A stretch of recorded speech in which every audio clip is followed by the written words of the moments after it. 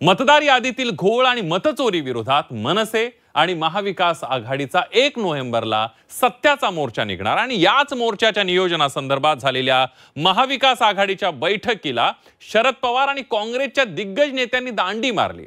दिग्गजांच्या गैरहजेरीने महाविकास आघाडीमध्ये मतभेद तर नाही आहेत ना, याची चर्चा आता दबक्या आवाजात सुरू झाली आहे।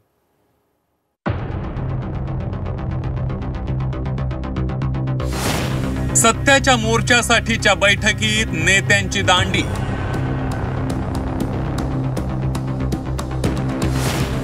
महाविकास आघाडीच्या नेत्यांच्या दांडीनं ठाकरे बंधू नाराज।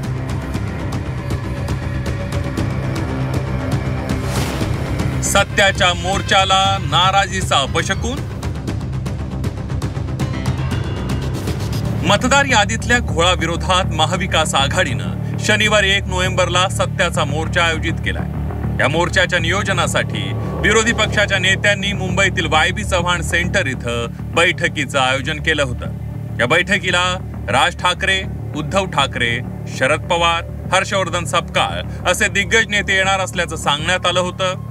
प्रत्यक्षात झालं वेगळं। बैठकीला काँग्रेस नेते सचिन सावंत, राष्ट्रवादी शरद पवार पक्षाचे नेते जितेंद्र आव्हाड, राज ठाकरे आणि उद्धव ठाकरे, शेकापचे जयंत पाटील उपस्थित होते।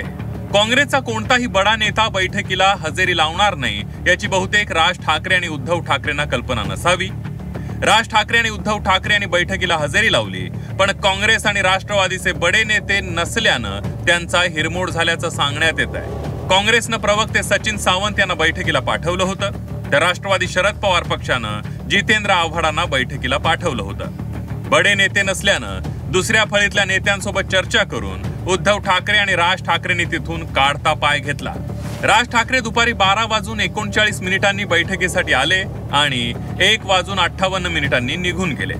उद्धव ठाकरेही 12:36 आले होते, ते 2 वाजता बैठकीतून निघून गेले। निवडणूक आयोगाविरोधातल्या मोर्चाच्या नियोजनासाठी बैठक अतिशय महत्त्वाची मानली गेली होती। या बैठकीला बडे नेते नसल्यानं ठाकरे बंधू नाराज झाल्याचं सांगण्यात येत आहे। शरद पवार मुंबईत असूनही बैठकीला नव्हते। हर्षवर्धन सपकाळ आदिवासी भागात दौऱ्यावर होते।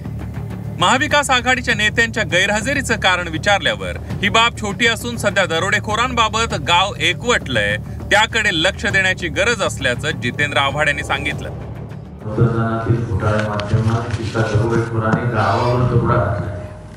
आणि गावातल्या दरोडेखोराला पकडण्यासाठी अख्खं गाव एकत्र येतं, तेव्हा बाकीचे विषय सोडून द्या, त्या दरोडेखोराला पकडण्यासाठी अख्खं गाव एकत्र आहे, तुम्ही काही चिंता करू। उद्धव ठाकरेंनी याबाबत हर्षवर्धन सपकाळांना फोनही केल्याची माहिती समोर आली आहे। मोर्चासाठी महाविकास आघाडीनं जय्यत तयारी केली आहे।